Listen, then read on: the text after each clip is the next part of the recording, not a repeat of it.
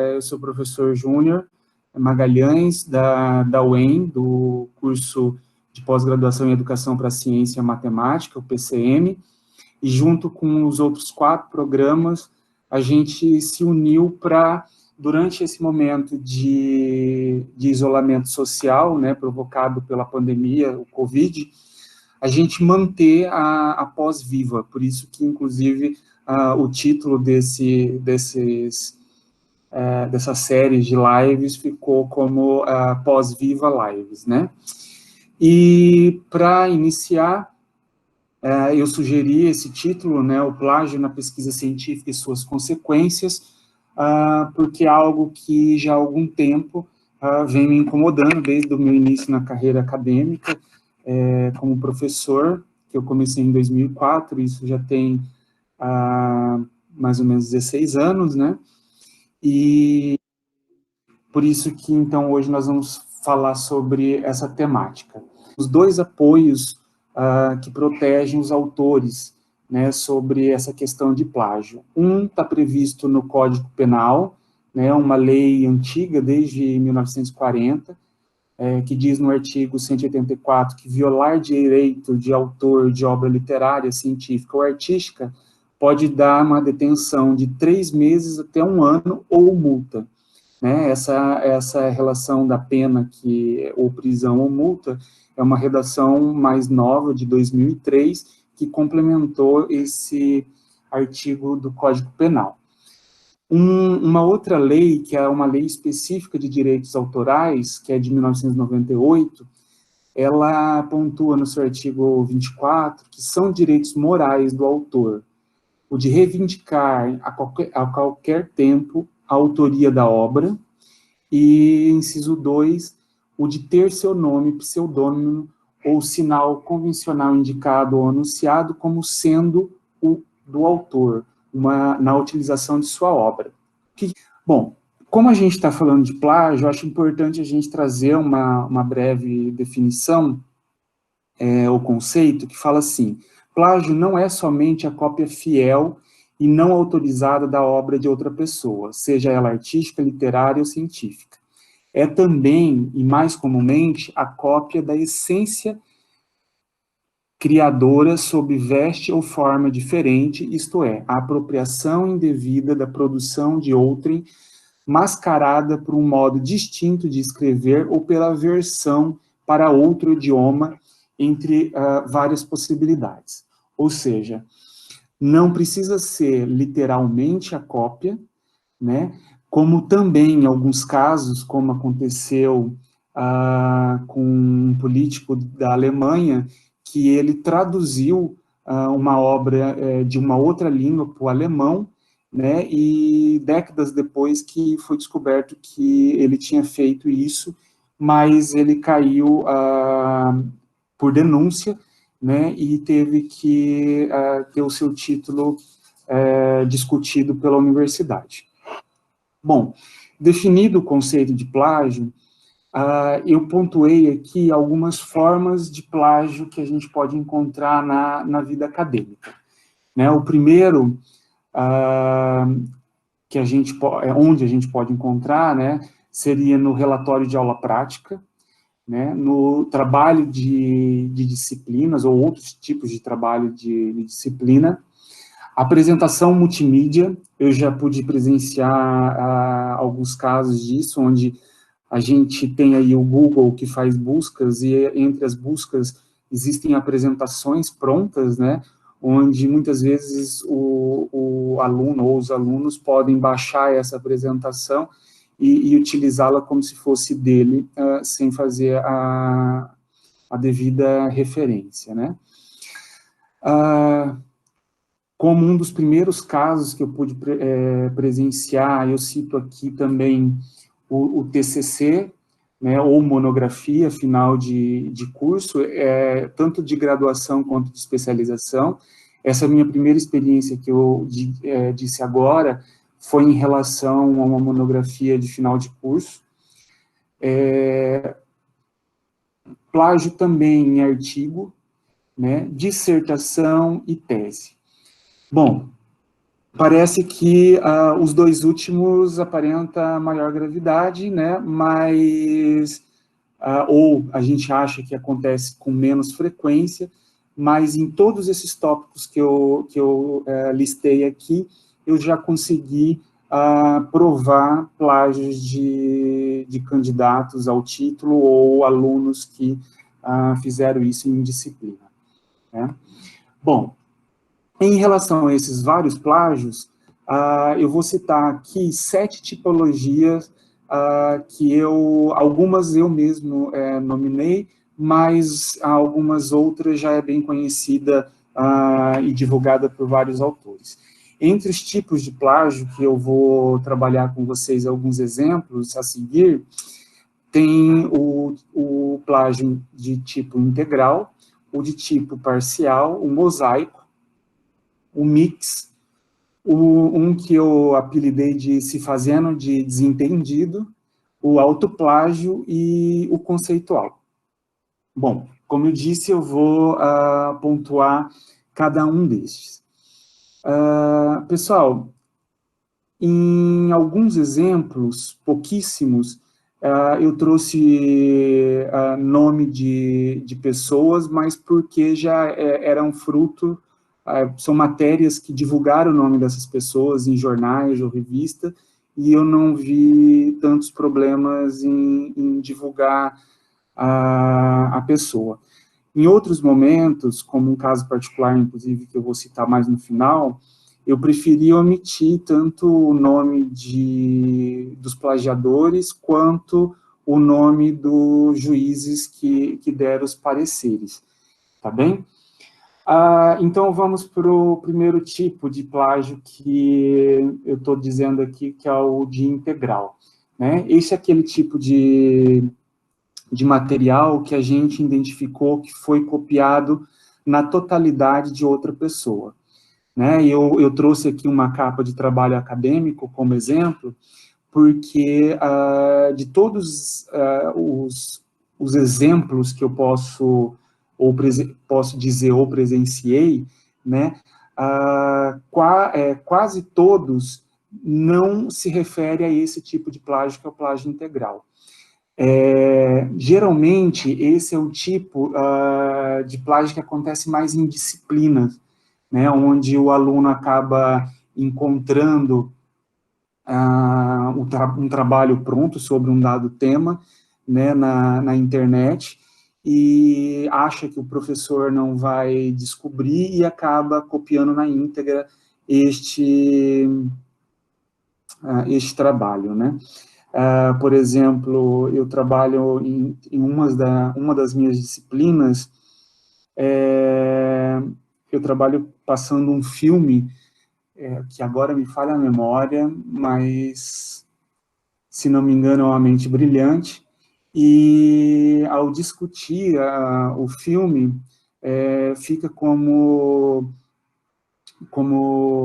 trabalho de casa, eles efetuarem uma resenha sobre o que o filme abordou e o que a gente discutiu sobre ele, né? E eu já identifiquei, não uma, mas posso dizer que várias vezes, cópias integrais de resenhas que tem disponíveis na internet. Esse é um exemplo, né?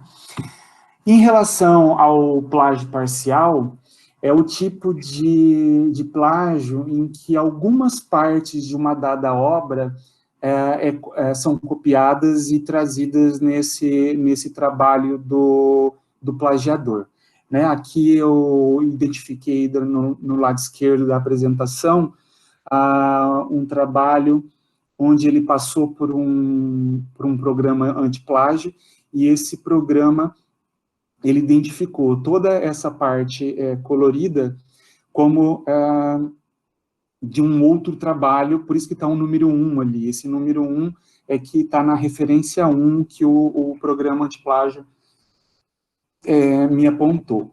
Então,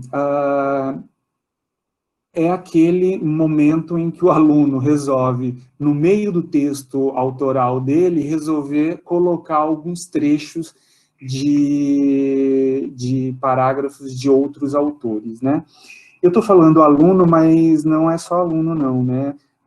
Daqui a pouco eu vou mostrar os exemplos de vários autores e políticos conhecidos, onde a gente, ao longo da história, foi descobrindo que trabalhos deles foram plagiados. Na verdade, eles plagiaram nos trabalhos que eles entregaram para uma defesa ou numa publicação.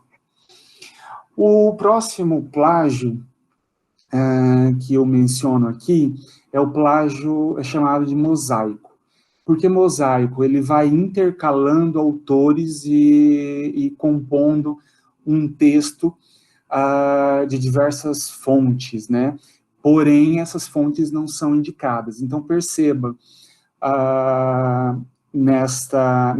nesse parágrafo de cor azul, né, que, embora ele comece escrevendo para Salazar 2005 e tal, não foi ele que leu Salazar. Na verdade, esse parágrafo por inteiro ele foi copiado e colocado aqui como se fosse as palavras dele. Esse caso específico, gente, não é real, tá? Isso daqui eu peguei um texto de um aluno meu e fui só para exemplificar o que seria um plágio por mosaico. Vou dizer que, como professor, é uma das formas mais fáceis da gente identificar o plágio sem precisar de um programa autoplágio. Por quê? Na maioria das vezes, o que acontece? O parágrafo é muito bem escrito, então você observa que o aluno, o autor que te mandou aquilo para você avaliar, sabe estruturar muito bem um parágrafo, só que você começa, durante a leitura, a perceber que, apesar de muito bem escrito o parágrafo, os parágrafos não se conectam muito bem. Aí você, como leitor, você fala assim, mas como que pode, né, saber tão bem escrever um parágrafo e não saber articular com o outro? Essa foi a primeira vez que eu identifiquei um plágio. Né? Nessa época, eu trabalhava numa instituição privada e fazia meu mestrado na USP em São Paulo, morando em Cianorte, aqui no Paraná, né? E eu lendo um TCC, que eu no outro dia, e aí eu comecei a perceber essa questão, né? Falei assim, mas não se conecta, apesar de muito bem escrito. E quando eu cheguei no meu destino, lá onde eu pude ter acesso a um computador, e comecei a lançar no Google pequenas frases, eu fui identificando que cada parágrafo era de um autor distinto, nesse modelo que eu estou chamando aqui de plágio mosaico, né? Bom, passando para um outro tipo de plágio, que eu chamo aqui de plágio mix, que é aquele que é mais difícil para o professor identificar, né? Onde no mesmo parágrafo ele pega várias frases de mais de um autor e vai montando esse parágrafo, né? Então eu tenho aqui o exemplo à esquerda dessa coloração verde, amarelo e azul. Então perceba que ele vai alternando e voltando, sendo que cada cor é de um respectivo autor, né? Então, como eu disse, o plágio mix, ele não é tão fácil identificar, porque no mesmo parágrafo você tem vários autores, né? Então, às vezes, você até na hora de pegar uma frase e jogar no Google para buscar para ver se é plágio, ele traz uma parte do autor ali, por exemplo, que está em verde, mas aí você continua lendo e fala assim, mas ele só plagiou um pedacinho aqui, dá para desprezar, né? Mas no contexto geral não daria para desprezar, porque foi uma somatória de fiéis, né? Então a gente sempre tenta amenizar o problema, né? mas a gente não deveria, mesmo em pequena quantidade. Bom, esse é o plágio mix, né?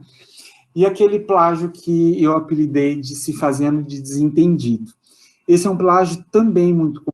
Eu já identifiquei em pelo menos 2 teses que eu fui banca, e muito comum também em trabalhos de qualificação de mestrado. Como seria?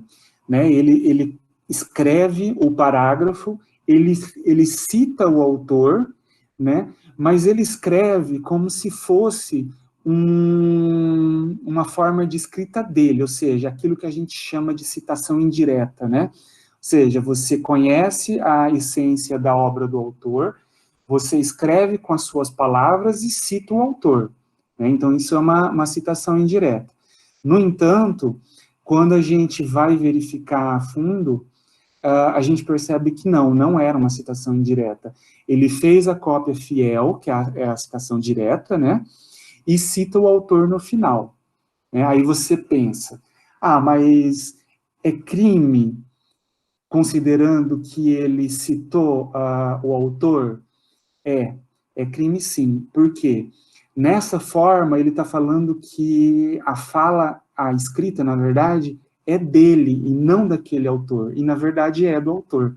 Então, é uma forma incorreta de se fazer e pode gerar, sim, uma implicação jurídica.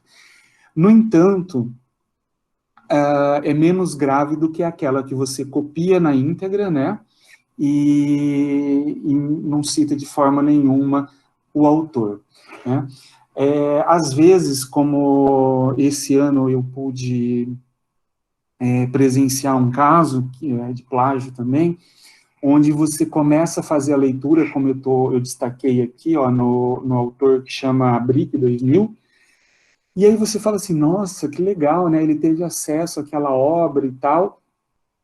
E aí, na hora que você descobre que é plágio, você fala assim, poxa, né, você estava todo inspirado em fazer elogios porque ele consultou autor renomado ou obras consideradas importantes da área e tal, mas aí você vai ver que até o autor, a forma de citar e etc., foi copiada na íntegra. Bem, um autoplágio. Nesse caso do autoplágio, eu trago uma referência a um autor conhecido no Brasil, um político conhecido no Brasil, né? Mas antes de falar dele, vamos definir então o autoplágio. Então, é quando o autor usa parte de algum material já produzido e utilizado por ele no passado para publicar novamente. Então, suponhamos que eu tenha publicado um artigo em 2007, né? E recentemente um editor me convidou para enviar algum material para a revista dele, que vai sair um número especial agora, e eu resolvo pegar parte disso que eu publiquei lá no passado. Não precisa ser na íntegra, tá? As partes também, já publicada, também merecem citação, mesmo que seja sua mesmo. E se você não está citando, você está cometendo o que a gente está chamando de autoplágio, né? E, então, se isso for publicado agora, desse trabalho lá de 2007, mesmo que em partes, isso implica, sim, plagiar. Claro que é um plágio que você fez de você mesmo, né? É polêmico essa história do autoplágio, porque há vários programas que discutem, por exemplo, se uma dissertação ou tese, né, defendida, se mais adiante você publicar, se isso é considerado um autoplágio, porque uma vez que você já defendeu a dissertação e ela está na biblioteca da universidade, né, então já é um material disponível, mas daqui adiante eu vou passar um trecho que um juiz deu um parecer em que a gente pode apoiar que, nesse caso, a gente não precisa considerar como autoplágio. Agora, se for material seu publicado, em revistas, jornais, etc., ou livros, né? Isso sim é autoplágio. E eu posso confessar a vocês que em muitas oportunidades, desde a minha graduação para o mestrado, para o doutorado, eu fui migrando algumas vezes de teorias, né? O mestrado eu trabalhei com teoria de currículo, análise curricular, no doutorado eu fui para a transposição didática e representações sociais, e ao estudar a fundo essas áreas e começar a identificar o que um autor especialista daquela dada área escreve, e ler muito material dele, eu comecei a perceber que é muito comum você, pelo menos, cometer um autoplágio aí de parágrafos. Ou seja, eu via que, olha, esse parágrafo aqui que está no artigo tal também está igual no artigo tal, sem a devida citação, né? Então, de certa forma, é comum. É claro que, se for um parágrafo ou outro, não geraria, por exemplo, a revista precisar reprovar um artigo ou cancelar a publicação desse artigo que já estava em evidência, né? No entanto, a gente tem que tomar cuidado porque, em casos como, por exemplo, um que aconteceu na Universidade de Maringá, que é a qual eu componho o corpo de docente, né, uma equipe de pesquisadores publicou um artigo onde somente uma figura que já tinha sido publicado num artigo anterior foi repetida, né, e a primeira revista descobriu, entrou com uma denúncia, e a universidade abriu um processo administrativo, e isso corre até hoje. Enfim, acarretou muitos problemas para alguns autores. Então, é algo que a gente tem que tomar muito cuidado. Mas ainda em relação ao autoplágio, por que eu trago aqui a citação do Gabriel Chalita, né? Chalita, que é um dos autores da área de educação e que publica muito. O Chalita, ele tem 2 mestrados, e o último, que se não me engano é em Direito, foi identificado que 75% desse segundo trabalho dele, de dissertação, era cópia do primeiro trabalho de dissertação. Então, isso é conhecido por vários meios de divulgação, né? Mas aqui eu trouxe a fonte, uma reportagem da UOL, e esse caso é um caso, em minha opinião, muito estranho. Por quê? Porque o reitor da PUC, que foi onde o trabalho foi defendido, e uma equipe que avaliou se era plágio ou não, desconsiderou totalmente a questão de que se era ou não plágio, né? Então, sim, para o reitor não foi plágio, mas para os vários especialistas em que avaliaram essa situação e identificaram um percentual de 75% de equivalência do primeiro trabalho, não tem como negar que é um plágio, né? Em minha análise como pesquisador e professor acadêmico, eu acho que deveria ser, sim, um caso de um título cassado. Esse segundo mestrado dele, em minha análise como pesquisador, se enquadraria nessa questão de cassação do título. E mais um tipo, que é o plágio conceitual, né? Que é aquele onde a ideia de outra pessoa ela é copiada sem ser citada. Muito, mas muito comum em materiais acadêmicos, né? Seja na graduação, seja na pós-graduação. Então, quantas vezes a gente tá lendo lá a pessoa falando que o objetivo, por exemplo, a aprendizagem significativa, e para que isso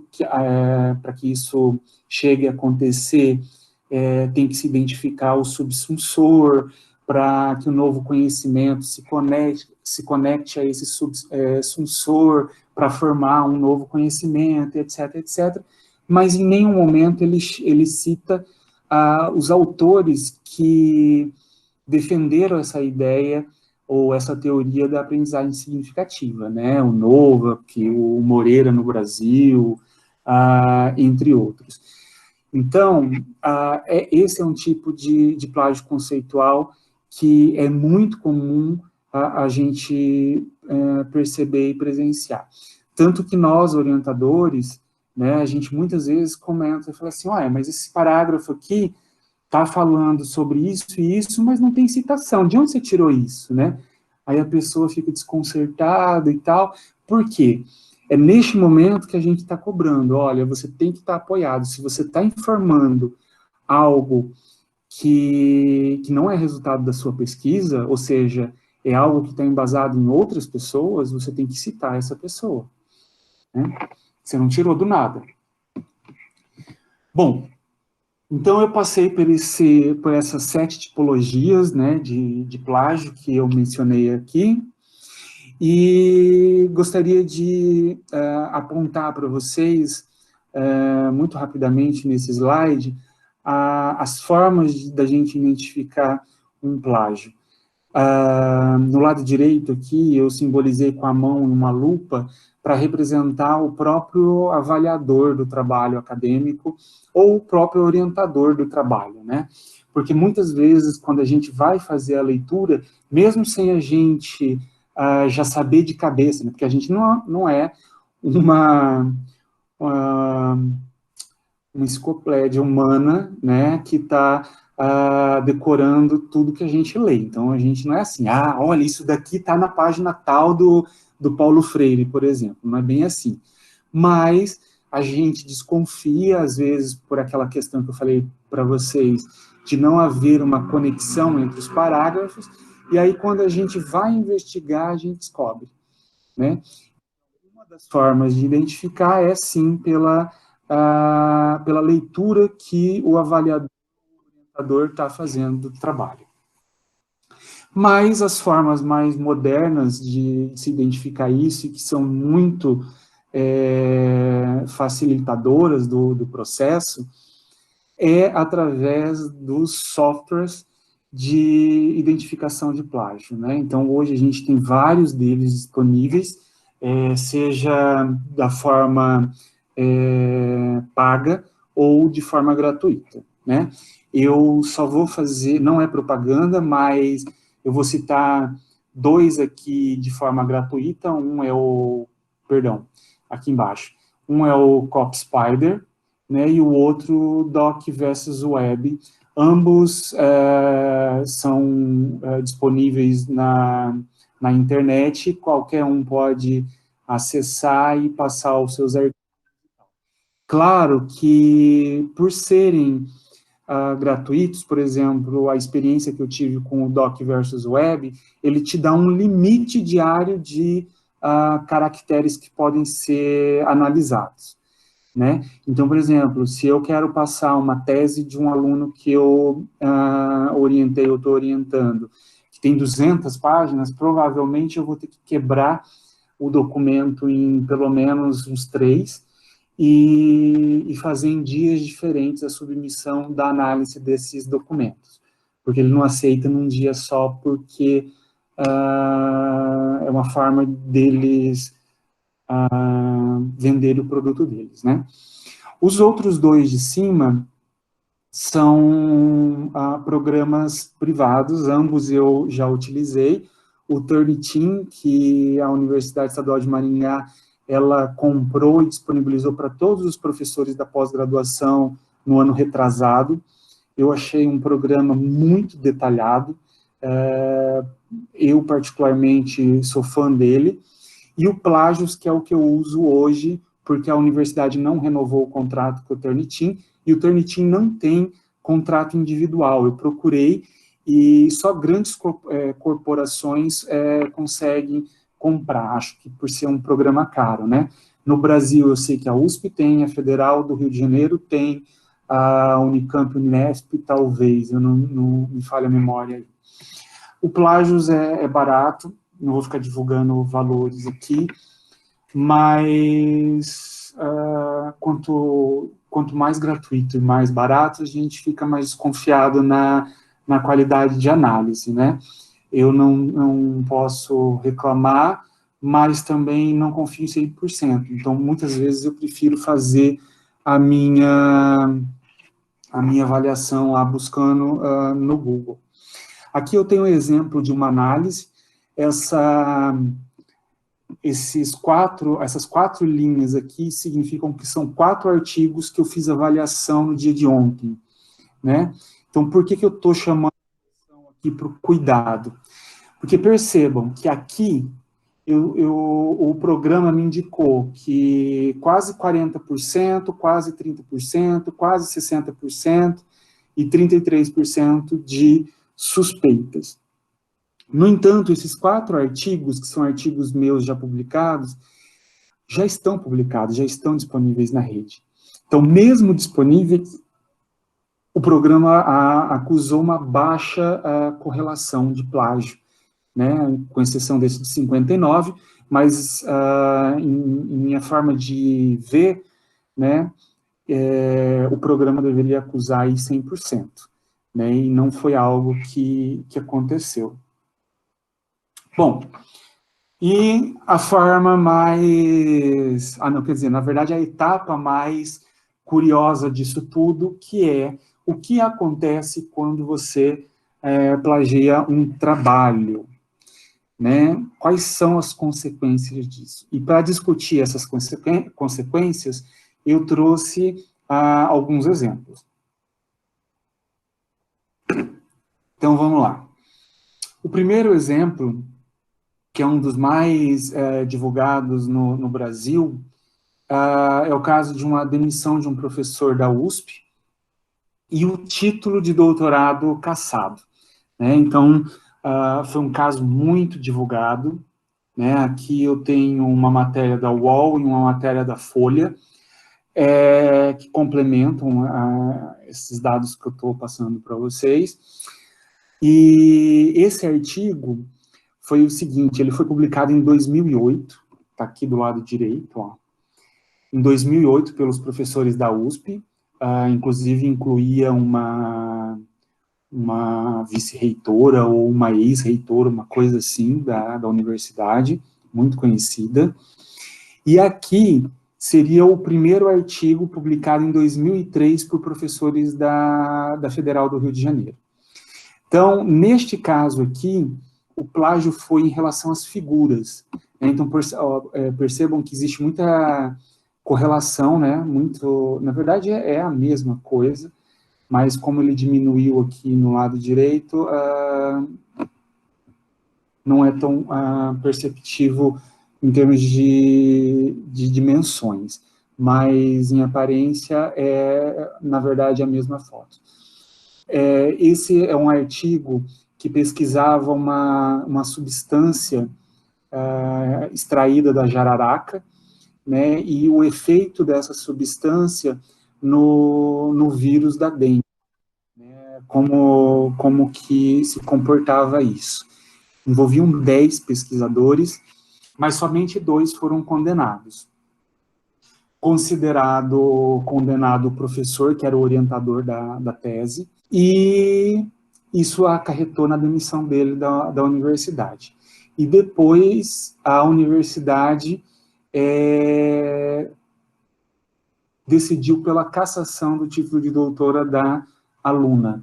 Então, era uma aluna que tinha defendido na Faculdade de Ciências Farmacêuticas da USP de Ribeirão Preto. Tá bem? Bom, mais um exemplo. Esse é um exemplo da ministra da Educação alemã, né, a Annette. Houve uma repercussão muito grande sobre uma denúncia que ela haveria plagiado um trabalho dela, que é a tese, né, defendida na Universidade de Düsseldorf, na Alemanha, em 1980. Então, veja, olha, ela defendeu em 80 o seu doutoramento, e só em 2013 que identificaram partes copiadas da tese, na tese, na verdade. E isso acarretou, né, num pedido de demissão por ela. Este outro caso, também divulgado em 2013, é de um professor espanhol que plagiou o trabalho da aluna. Então, percebam vocês que, em maioria, aqui nas duas salas são alunos, né? Neste caso, o professor é que fez o plágio, né, do trabalho da aluna dele. Ele pegou partes da tese da orientada e publicou em seu livro, né? E qual foi o resultado disso? Ele foi condenado a indenizar a aluna em 5 mil euros, então foi o valor estipulado pelo não sei agora se é juíza ou se é juiz, mas enfim, a corte da Espanha decidiu por isso. E a Universidade de Múrcia, que é a universidade que ele era empregado, decidiu por demiti-lo, né? Bom, mais um caso aqui, a gente tem mais um político alemão. Eu tinha até outros exemplos de casos alemães, mas eu trouxe, se não me engano, só 2. Nesse caso desse deputado, foram identificados 500 trechos copiados em sua tese de doutorado, né, e a tese correspondia em 63% de probabilidade de plágio, né, que é algo muito significativo, né. Eu não sei qual foi o resultado da penalização dele, mas foi aberto um processo para ele responder sobre essa situação. Bom, e aqui eu tenho um caso curioso, que é da Universidade Federal do Paraná, e neste caso da Universidade Federal do Paraná, é algo que na academia, principalmente na pós-graduação, a gente discute muito se o orientador, ele também é coautor do trabalho, né? E ao longo dos próximos slides eu vou tentar melhorar isso no sentido de entender se ele é ou não um coautor do trabalho. Mas o que aconteceu nesse caso?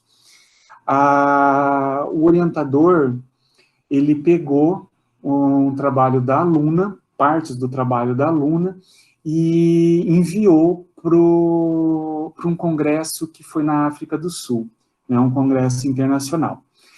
Além dele ter feito isso, aconteceu do trabalho ter um dado valor e o trabalho foi premiado. Ele recebeu $500 de premiação nesse evento, né? Mas não foi apenas uma cópia como o professor espanhol fez, né? Aquele caso que eu mostrei do professor espanhol, ele pegou partes da tese da aluna e publicou no livro dele como se fosse dele. Nesse caso aqui, o orientador enviou com o nome também da aluna, né? Qual foi o resultado disso? Então, como é um processo envolvendo uma instituição federal, também é uma corte federal que acaba fazendo o julgamento, né? Então, a juíza de primeira instância de nível federal sentenciou o orientador e a UFPR em R$30 mil de danos morais para a aluna de mestrado né, que foi plagiada. E, além disso, o orientador foi condenado a devolver ou repassar o valor de $500 para a orientada. Então, além dos 50 mil, também os $500. Né?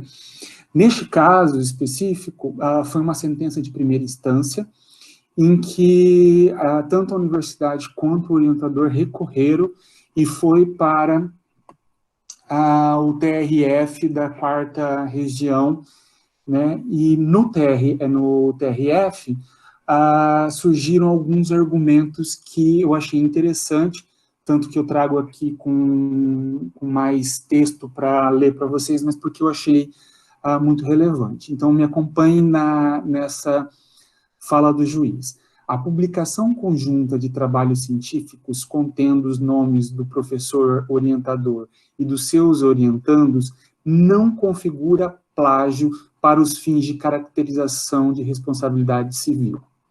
O orientador é coparticipante da atividade de pesquisa, não se configurando ilícita ou antiética a conduta consistente em publicar resumos em revistas especializadas ou eventos científicos, desde que se faça constar o nome de todos os pesquisadores participantes. Eu, particularmente, eu fiquei muito satisfeito com essa argumentação do juiz.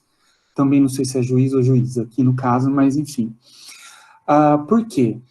Porque muitas vezes a gente disponibiliza dados do nosso laboratório de pesquisa ou do nosso grupo de pesquisa para um aluno desenvolver o mestrado dele ou o doutorado dele, mas quando ele termina e conclui, ele toma outros destinos na vida e acaba abandonando o trabalho. E muitas vezes esses dados foram financiados por órgãos de fomento, né, e é até antiético a gente manter esses dados engavetados. Então, eu, como pesquisador e orientador, quando o aluno não manda para publicação, eu assumo a responsabilidade e envio, né, mas sempre com esse medo de um dia ser acusado, né, embora eu o fizesse colocando o nome do aluno. Inclusive, coloco o nome do aluno em primeira autoria, embora nessa sentença aqui do TRF, o juiz fala que não existe uma norma em ordem de autores, né? Então, se foi em primeiro, se foi em último, do meio, etc., isso não se julga porque não é normatizado. Bom, ainda em relação a esse TRF, ele fala o seguinte: publicar a dissertação, na verdade eu que transformei em pergunta aqui, publicar a dissertação ou tese pode se enquadrar como autoplágio, né? E aí, por quê? Porque a aluna, além de acusar o professor de plagiar o trabalho dela, né,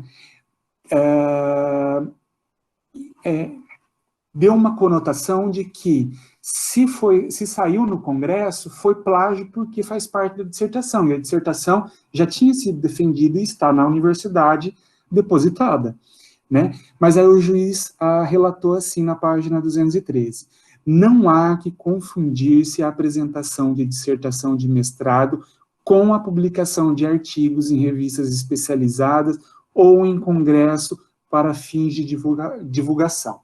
Então, não só por esse parágrafo, mas pelo contexto dos demais parágrafos que o juiz deu como parecer, ficou evidente de que, então, publicar algo da dissertação e da tese no futuro não é um problema de plágio, né? Porque, afinal das contas, é função da academia divulgar aquilo que a gente faz de pesquisa dentro da universidade. E os meios de divulgação são, sim, as revistas, os congressos, os livros, né? Desde que dê autoria aos responsáveis, né? Ou seja, coloque o nome dos responsáveis daquela situação. E aqui, já direcionando para a reta final, é um caso de um trabalho publicado nos anais do Simpósio Nacional de Ensino de Física, o SNEF, em 2005, que ocorreu no Rio de Janeiro. Eu enviei esse trabalho coautoria com o meu orientador de mestrado, né?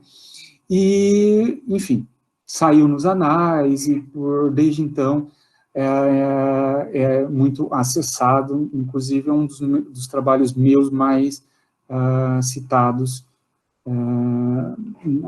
na internet, etc. Bom, esse trabalho ele foi plagiado anos depois, né? E aqui existe esses 32% de índice de semelhança, foi que um programa que eu usava de antiplágio deu de correspondência entre o meu trabalho publicado nesses anais com o artigo publicado por algumas autoras, né? Neste momento, eu entrei em contato com a minha advogada, que é a Adriele Costa, né? Até eu coloquei aqui o símbolo do escritório de advocacia dela, porque, inclusive, eu a convidei para estar presente hoje aqui. Ela está em uma das salas, porque, dependendo do tipo de pergunta que surgir, ela me ajuda na resposta jurídica, né?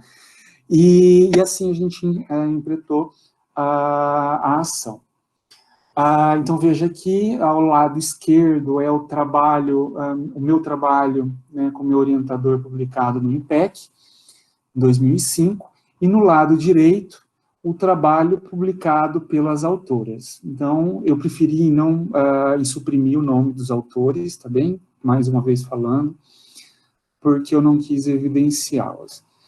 Então, existe muita correlação, toda essa parte em destaque vermelho é de correspondência, né? Eu chamo atenção para alguns pequenos trechos que foram alterados. Por exemplo, do lado esquerdo aqui, eu tinha colocado, segundo o Kaziushik, optei por não colocar o ano, porque aqui no final do parágrafo eu coloquei opt-cite, que significa que foi citado acima, né? E quando elas fizeram o plágio, elas preferiram simplificar e, ao invés de colocar o opt-cite lá no final, colocaram já o ano ali novamente, né, mesmo estando lá acima. E uma outra situação aqui que como aqui nesse trecho do meu artigo, eu fiz uma citação direta, entre aspas, né, por obrigação ou por normas da ABNT, a gente tem que colocar a página. Elas tiraram a página e publicaram a mesma citação direta, no entanto, sem a página. Então, identificando que, além de copiar, ainda fizeram errado, né? Só quis destacar isso, porque até hoje dá uma certa raiva de relembrar esse episódio. Bom, resultados na justiça, né?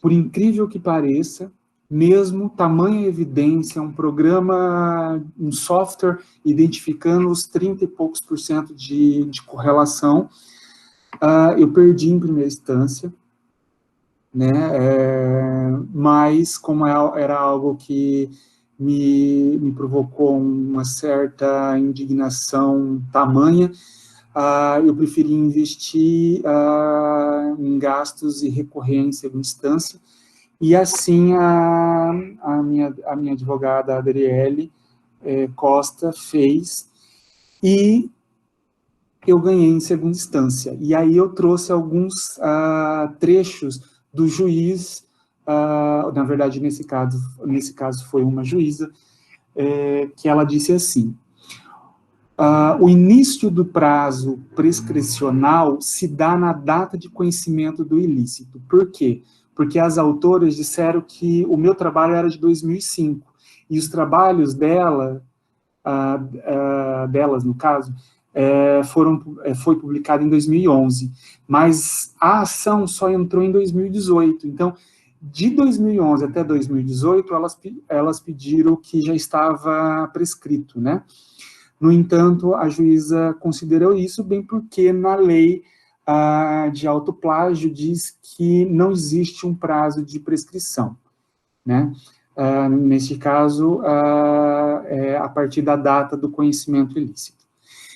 Continuando aqui, os trechos escritos pelo autor em coautoria são deveras muito próximos e, em parte, iguais àqueles escritos pelos réus. Aliás, há várias partes em que houve cópia ipsiliteris de determinada frase ou apenas mera inversão de colocação do verbo. Então, nesse caso, e neste nível em segunda instância, a juíza ela fez uma leitura muito minuciosa e percebeu que mesmo inversão ali de palavras, etc., ainda caracterizava plágio, né?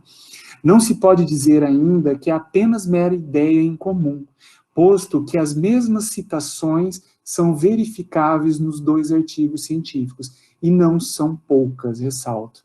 Isso porque elas argumentaram que, na verdade, aquilo tinha sido apenas uma coincidência, né? E em determinado momento até me acusaram de que se houve plágio, fui eu que plagiei a professora Miriam Krasuchik no livro dela. Mas o livro da Miriam é de 1987. E no trecho que eu mostrei para vocês há pouco, havia citações de 2003, né? Sendo que eu publiquei em 2005. Bom, ainda dos argumentos jurídicos, o que eu acho importante relatar com vocês, a juíza ainda continua. Houve cópia por parte dos réus de parte da obra literária do autor, devendo responder pelos danos morais decorrentes de tal atitude, já que o ato praticado rasga a autoria intelectual do autor conquistada pelo seu labor. Aliás, tem-se que a reprodução dos termos sem uma sequer nomeação da autoria importa em prática ilícita, na tentativa vil de transformar o trabalho e pensamento de outrem como seu, motivo suficiente para gerar danos de ordem moral. Bom, para finalizar, a juíza também coloca da lei de plágio, no artigo 108, que fala: quem, na utilização por qualquer modalidade de obra intelectual, deixar de indicar ou de anunciar como tal o nome, pseudônimo ou sinal convencional do autor e do intérprete, além de responsável por danos morais, está obrigado a divulgar-lhe a identidade da seguinte forma. Aí, na verdade, existem as formas, por exemplo, se foi num jornal que houve um plágio da sua obra como autor, esse jornal ele tem que publicar em 3 números seguintes uma retratação do plágio que foi feito. E existem outras modalidades que esse artigo prevê. Hoje, eu encontro ainda num impasse em relação a esse artigo. Por quê? Porque, apesar de ter ganho, e eu fui indenizado num valor, se não me engano, de R$6.000, mas corrigidos de 2011 a 2019, que foi o resultado da ação, que isso foi de cerca de R$12.000. Apesar de ter sido indenizado nesse valor de R$12.000, eu ainda me sinto ferido no sentido de que a obra, o artigo delas continua na revista, e eu pedi para a revista, para a editora da revista, publicar uma nota de retratação mostrando que os parágrafos, né, tais e tais daquele artigo são dos autores tal e tal, que sou eu e meu orientador.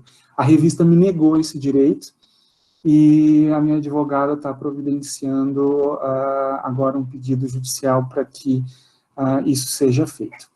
Bom, gente, infelizmente a gente estourou o tempo, né? Eu agradeço muito. Caso alguém queira entrar em contato comigo, meu e-mail está aí, juniormagalhães@hotmail.com. Lembrando que aqui eu estou representando o PCM, né, que é o Programa de Educação para a Ciência e Matemática, nível de mestrado e doutorado da UEM, e o meu grupo de pesquisa, que chama Cienciar.